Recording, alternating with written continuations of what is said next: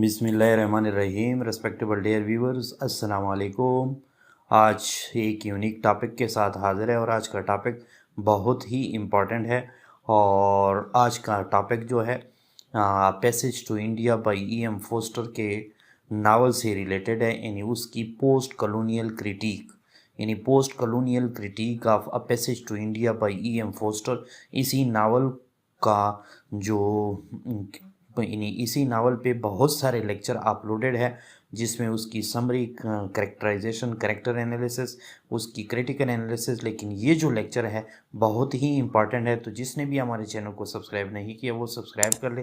जो सब्सक्राइबर है वो बेल आइकन को लाजमी दबाए ताकि हर नई वीडियो की नोटिफिकेशन सबसे पहले आपको मिल सके।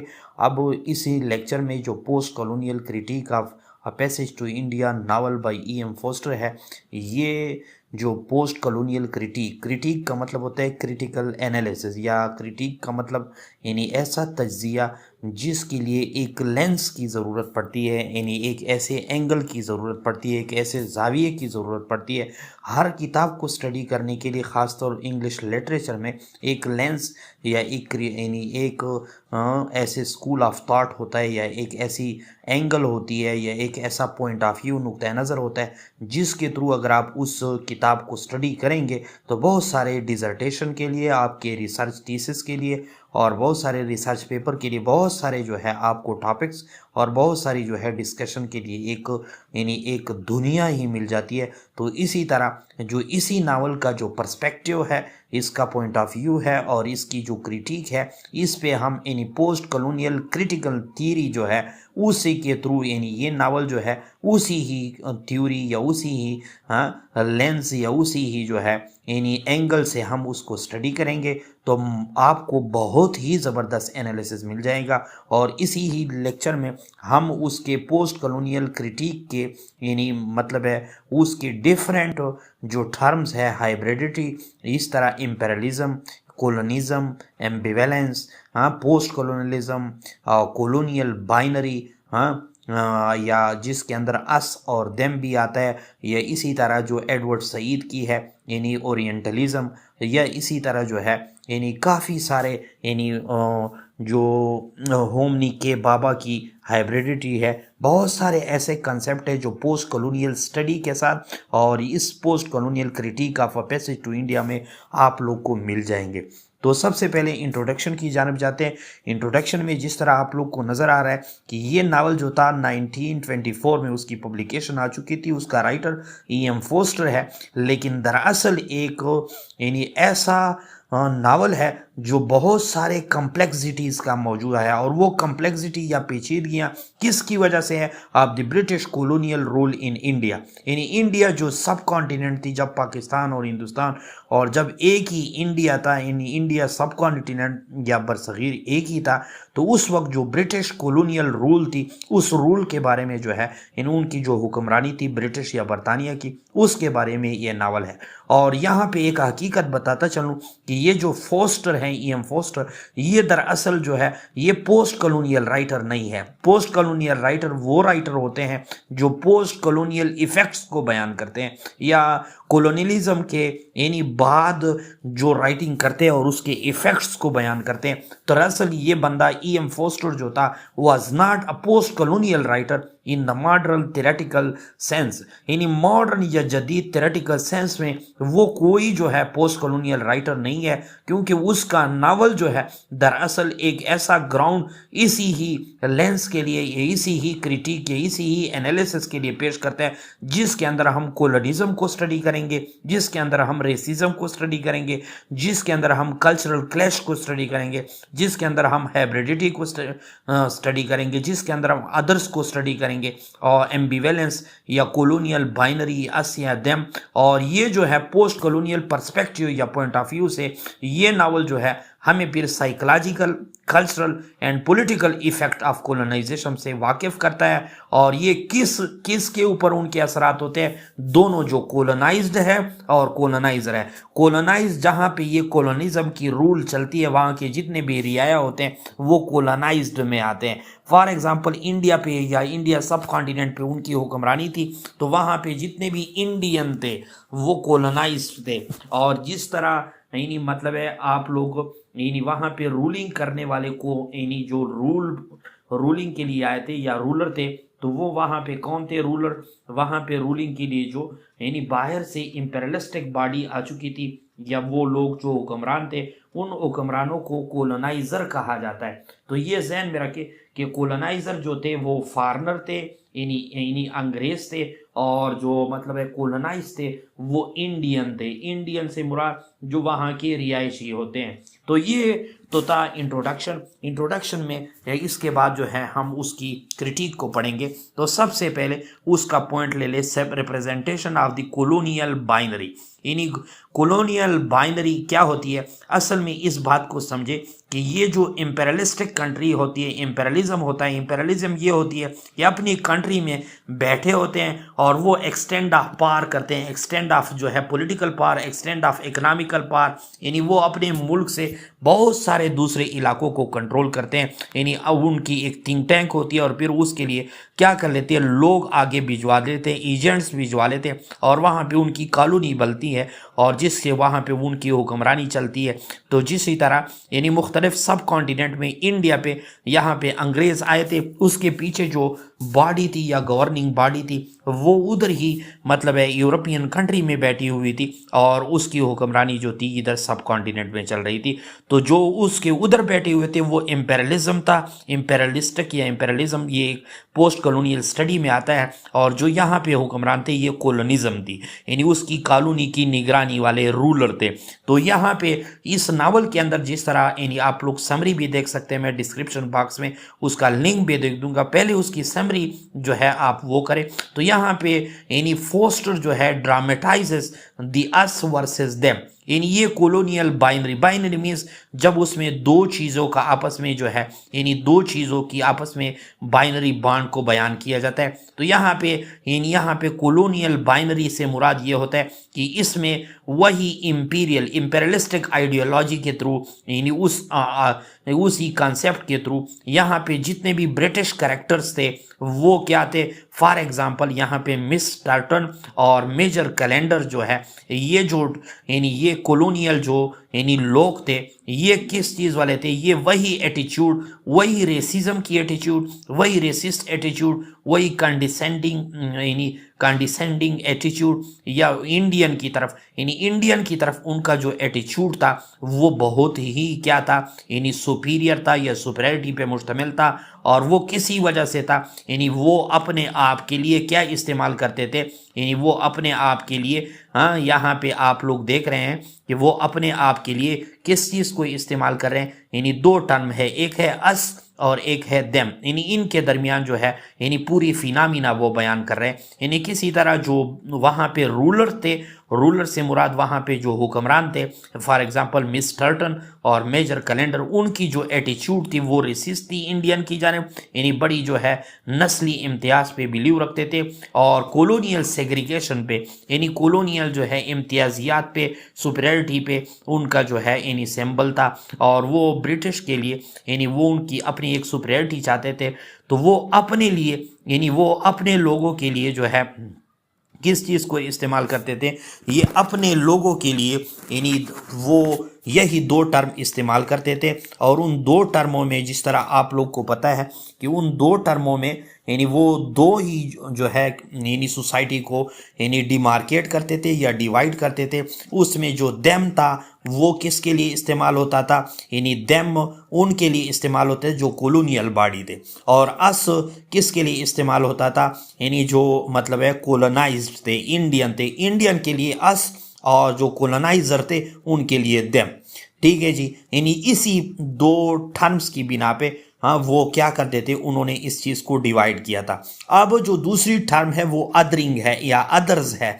अदर्स जब कैपिटल ओ के साथ होता है तो ये टर्म बन जाता है पोस्ट कॉलोनियल क्रिटिक का, और अदर से मुराद ये होता है जब किसी को आपने नीचा दिखाना हो तो उसके लिए वो अदर्ड या अदर का वर्ड इस्तेमाल करते हैं। तो यहाँ पे इस नावल में चूंकि इंडियन और जो है ब्रिटिश की क्लैश या यानी racial differences, racial segregation, racial differences और कल्चर क्लैश चल रहा है, तो यहाँ पे जितने भी इंडियन है इसी नावल में उसको अदर्ड कहा गया है। यानी ये शो कर रहे हैं कि fundamentally they are different, they are inferior, और यहाँ तक कि well meaning character like Mr Fielding, Mrs Moore struggle with the unconscious biases. यानी ये जो बड़े बड़े कैरेक्टर है इसी नावल में, मिसेस मूर की तरह, मिस्टर फील्डिंग की तरह, ये भी इस बियास में, तासुब में अनकॉन्शियसली इन्वॉल्व है। यानी न चाहती हुए वो इस चीज़ के शिकार है। The British fair of going native and the panic surrounding of Adila accusation against Dr. Aziz underscore the colonial anxiety about the maintaining racial and cultural purity। यानी यहाँ पे अदर से जो अदर वो इंडियन के लिए या कोलोनाइज्ड के लिए इस्तेमाल करते थे, और कौन इस्तेमाल करता था? कोलोनाइज्ड इस्तेमाल करते हैं, यानी कोलोनाइजर इस्तेमाल करते हैं, और किसके लिए? कोलोनाइज्ड के लिए इस्तेमाल करते हैं। तो यहाँ पे जो यानी ट्रायल का केस डॉक्टर अजीज पे बन चुका था, ये दरअसल अपनी रेशियल सेग्रीगेशन को, उस कॉलोनियल एंजाइटी को बरकरार रखने के लिए इन्होंने किया था। इसके अलावा इस नावल के अंदर अगर आप लोग स्टडी करें इस पोस्ट कॉलोनियल पर्सपेक्टिव के थ्रू, तो हमें एक और चीज़ भी, कल्चरल क्लैश भी मिलता है, और कल्चरल क्लैश की वजह से ये कल्चर मिसकम्युनिकेशन होता है। यानी यहाँ पे सकाफती की मिसकम्युनिकेशन होती है, और जिसकी वजह से इंटीग्रेशन यानी इत्तेहाद की बजाय फ्रेगमेंटेशन, टुकड़ों टुकड़ों में इंडिया जो है यानी क्या होता है, यानी वो तकसीम हो जाता है। यानी Forster present India as a land of cultural fragmentation and incomprehensibility, often mystical, chaotic and unknown to the western rationality। यानी ये जो उनकी इंडियन की जो कल्चर थी वो ऐसा पूरी सरार मिस्टिकल, चियाटिक, बदनज़म और अननोएबल, यानी न जानने वाला, यानी न तो वो जान सकते थे और न जानने की कोशिश करते थे किसको? उस वेस्टर्न नेशनल यानी रैशनैलिटी को या अकल रखने वाले लोगों को। यहाँ पे आप लोग देख रहे हैं कि माराबार क्योस जो है वो सिंबलाइज तो करता है कल्चरल अबास को, यानी कल्चरल जो है डिफरेंसेस को या कल्चरल जो है फ्रेगमेंटेशन को, और इसके अंदर जो ईको जो यानी जो वहाँ पे ईको डेवलप हो जाती है उस इक्योज में, और जिसकी वजह से ये यानी ये ईको जो होती है, जो गूंज पैदा हो जाती है, जिससे एडिला क्वेस्टेड यानी डॉक्टर अजीज पे जो है यानी क्या कर लेती है, ये क्या होता है दरअसल, ये powerful post colonial metaphor for the futility of the communication between coloniser and colonised. यानी ये बेसिकली ये एक मेटाफोरिकल लैंग्वेज में इसी इको को इस्तेमाल कर देते हैं, और इससे मुराद उसका क्या होता है कि वो नथिंगनेस को या नथिंग चीज़ को जो है कॉलोनियल फेल्योर की वजह से उसको वो क्या कर लेते हैं, यानी रिफ्लेक्ट कर दे colonial failure to truly know और अंडरस्टैंड द कोलोनाइज्ड अदर। यानी वो अदर को जो है यानी समझने की बजाय, यानी यही को जो है ये दरअसल उनके समझने की यानी क्या होती है, कमज़ोरी होती है। अगरचे ये कामन चीज़ होती है, इतनी बड़ी चीज़ नहीं होती, जिसकी बिना पे डॉक्टर अजीज़ पे वो मुकदमा चला लेते हैं या ट्रायल चला लेते हैं। इसी तरह अगर आप लोग इसी नावल को मज़ीद इसी एंगल पोस्ट कॉलोनियल स्टडी के थ्रू देखा जाए या पोस्ट कॉलोनियल थीरी के थ्रू देखा जाए, तो यहाँ पे जो ट्रायल ऑफ डॉक्टर अजीज़ था ये सेंट्रल पोस्ट कॉलोनियल मूवमेंट था। बेसिकली दो यानी कल्चरल क्लैश था, रेशियल क्लैश था। It showcases how the colonial justice system is inherently biased. यानी इससे मुराद ये है कि कॉलोनियल का जो निज़ाम है, अदालती निज़ाम, ये कितनी यानी विरासती अंदाज से तासुब रखता है। यानी अजीज़ इज़ प्रिज्यूम्ड, अजीज़ को यहाँ पे फर्जी तौर पे गिल्टी शुमार किया जाता है बिकॉज ऑफ हिज रेस, उसके रेस नस्ल की वजह से और उसके पोजीशन डॉक्टर होने की वजह से। और ये इलस्ट्रेटिंग करती है, वजाहत करती है किस चीज़ की, the systemic injustice of the imperial power structure. यानी इसके पीछे जो इंपेरियलिस्टिक्स बॉडी होते हैं, इनजस्टिसेस होते हैं, और वो भी systemic injustice of the imperial. तो इंपीरियलिज्म की, इंपीरियल कंट्री की हमेशा इस किस्म की यानी अपने लोगों के लिए तो वो जस्टिस रखते हैं, लेकिन दूसरे लोगों के लिए, दूसरे नस्ल वाले लोगों के लिए, ख़ास तौर पे कोलोनाइज्ड के लिए उनकी जो जस्टिस होती है वो जो है फिर इसी तरह होती है जिस तरह डॉक्टर अजीज़ के ज़िम्मे में आपको नज़र आता है नावल के अंदर। पहले आप लोग समरी देख लें, तब जाके आपको इस चीज़ की समझ आ जाएगी। इसके अलावा इसी एंगल को अगर आप मज़ीद भी रिसर्च पेपर पे वो करें, गूगल सर्च करें, तो आप लोग को मज़ीद भी मिल जाएगा कि इसी नावल के अंदर आप लोगों को पोस्ट कॉलोनियल पर्सपेक्टिव में एम्बिवेलेंस नज़र आते हैं। एम्बिवेलेंस किस चीज़ को कहते हैं? मिक्स्ड फीलिंग को कहते हैं। मिक्स्ड फीलिंग क्या होती है? यानी फॉर एग्जांपल अगर किसी चीज़ की तरफ आपकी अट्रैक्शन है तो उसी चीज़ से आपकी जो है यानी कितना ही आप उससे जो है यानी एक चीज़ की तरफ आप अट्रैक्ट होते हैं और एक चीज़ से आप कितना जो है मुतनफ़र होते हैं या उससे दूर होते हैं। या इसको इसी तरह भी कह सकते हैं कि कॉन्ट्रडिक्शन, यानी दो कॉन्ट्रडिक्शन को जब आप यानी क्या कर लेते हैं, यानी चाहूँ या ना चाहूँ या करूँ या ना करूँ, इस किसी किस्म की जो सिचुएशन होती है, ऐसी सिचुएशन को पोस्ट कॉलोनियल पर्सपेक्टिव में एम्बिवेलेंस कहते हैं। और उससे फिर यानी मुख्तलिफ कल्चर, जिस तरह इंडियन कल्चर था और कॉलोनियल कल्चर था या यानी इंग्लिश कल्चर था, वो दोनों आपस में फिर मुख्तलिफ किस्म के कल्चरल जब आपस में मिल जाते हैं तो उससे वो कल्चरल यानी क्लैश की वजह से या कल्चर जो है वो जब आपस में मिल जाती है तो उसको हाइब्रिडाइजेशन या हाइब्रिडिटी कहा जाता है, यानी मिक्स हो जाती है। कैसे, यानी यहाँ पे करेक्टर्स जो थे यानी इसी नावल के, जिसमें फील्डिंग जो है रिप्रेजेंट करता है किस चीज़ को, नुमाइंदगी करता है the possibility of cross cultural friendship. यानी फील्डिंग के यस इधर भी इंडियन भी दोस्त थे, अंग्रेज भी दोस्त थे, तो क्रॉस कल्चरल फ्रेंडशिप को शो करता है। But Forster ultimately suggest that such unity is impossible under the colonial rule. यानी वो कहते हैं कि जब भी कॉलोनिज्म की रूल होती है तो वहाँ ये पॉसिबिलिटी, ये यूनिटी कि एक कॉलोनाइज्ड और कॉलोनाइजर और कॉलोनाइज्ड के दरमियान दोस्ती जो है ये फिर इम्पॉसिबल हो जाती है। क्योंकि इस नावल में जो क्लोजिंग लाइन है अगर आप लोग उसको देख ले, no not yet no not there, यानी ना अब ये मुमकिन है और ना ये उस वक्त मुमकिन थी। इससे मुराद ये रिवील होता है the impossibility of the true reconciliation while empire remain. जब तक ये कॉलोनियल एम्पायर रिमेन्स होती है तब तक इनके दरमियान वो कहते हैं पॉसिबिलिटी भी नहीं है, इम्पॉसिबल है कि ये कल्चर जो है एक दूसरे को एक्सेप्ट करे। और इससे फिर क्या बन जाता है, this reflect the ambivalence. Homi Bhabha, यानी होमी के बाबा एक पोस्ट कॉलोनियल राइटर है, बहुत ही मशहूर है, इसको हम आगे भी डिटेल से पढ़ेंगे।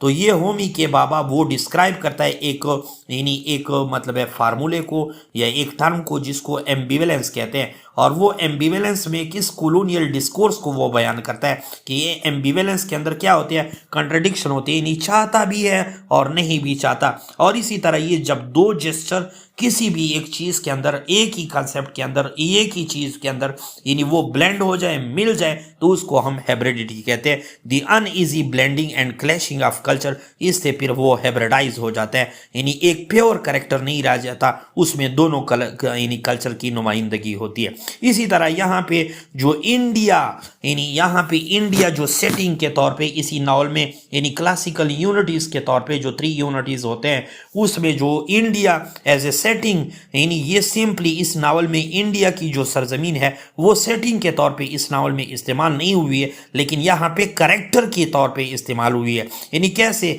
यहाँ पे इंडिया से मुराद एक करेक्टर या किरदार है, but Forster portrayal is double edge. लेकिन फॉस्टर ने इस यानी इंडिया से दो जो है मतलब लिए हैं, दो मतलब लिए। While he criticises the British imperialism, उसने ब्रिटिश इंपेरियलिज्म को तो क्रिटिसाइज किया है। Is India is some time rendered through the orientalist troops, any mystical, unknowable and irrational. This duality reveal the limitation of even sympathetic colonial voices. यानी ये basically यहाँ पे India जो है, यानी यहाँ पे इंडिया का जो वर्ड है ये उसी ब्रिटिश इंपेरियलिस्टिक अंदाज में, दोनों अंदाज से, या ओरिएंटलिज्म जो एडवर्ड सईद की है, एडवर्ड ओरिएंटलिज्म के थ्रू इस चीज़ को देखा गया है और इसको करेक्टर के तौर पर एक मिस्टिकल पुरस्रार ना समझने वाला, अननोएबल जिस पर कोई जो है यानी काबिल फहम ना हो, और इर्रेशनल जिसके अंदर कोई मतलब है अक्ल ना हो, और इस डेवल नेचर की वजह से वो उसकी लिमिटेशन को शो करता है, अगरचे वो उसके के साथ कोई सिंपैथेटिक कॉलोनियल वॉइसेस यानी कि बिना पे नहीं, तो इंडिया को वो एज ए करेक्टर डील करते हैं। इसी तरह अगर इसकी कंक्लूजन देख ले तो इसी अ पैसेज टू इंडिया जो है ये बहुत क्रिटिक भी है, और ये दरअसल नावल ऑफ कॉलोनियल डिस्कोर्स है। डिस्कोर्स कहते हैं गुफ्तगू को, तो ये बेसिकली कॉलोनियल डिस्कोर्स पे मुश्तमिल है। इसी वजह से इस पे पोस्ट कॉलोनियल थीरी जो है बड़ी कारामद जो है या यूजफुल जो है रहती है, और इसी लेंस के through it reveals the impossibility possibility of connection between the colonizer and colonized under the imperial rule। उस imperialistic rule के तहत उस colonizer और colonized के दरमियान जो हुकूमत है वो नहीं बन सकती, यानी उनके दरमियान जो दोस्ती है वो नहीं हो सकती, कनेक्शन रिश्ता, while also unintentionally reinforcing certain orientalist view। और यही क्या है, ओरिएंटलिज्म की, एडवर्ड सईद का जो बुक है बहुत बड़ा, ये उसके व्यूज को जो है री इन्फोर्स कर रहा है। वो भी पोस्ट कॉलोनियल एक मुस्लिम राइटर था। इसी तरह फोस्टर नावल जो है, यही जो a passage to India becomes, यही बहुत ही वैल्यूएबल टेक्स्ट है in the post colonial studies.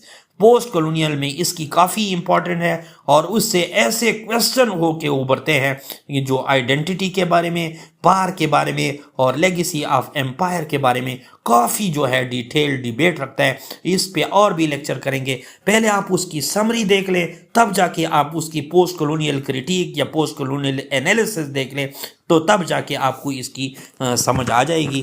नीचे जो है प्रोफेसर सैयद इशफाक अहमद शाह है राइट इंग्लिश लर्निंग ऐप है, आप लोग हमारे चैनल को सब्सक्राइब भी कर सकते हैं। Thanks for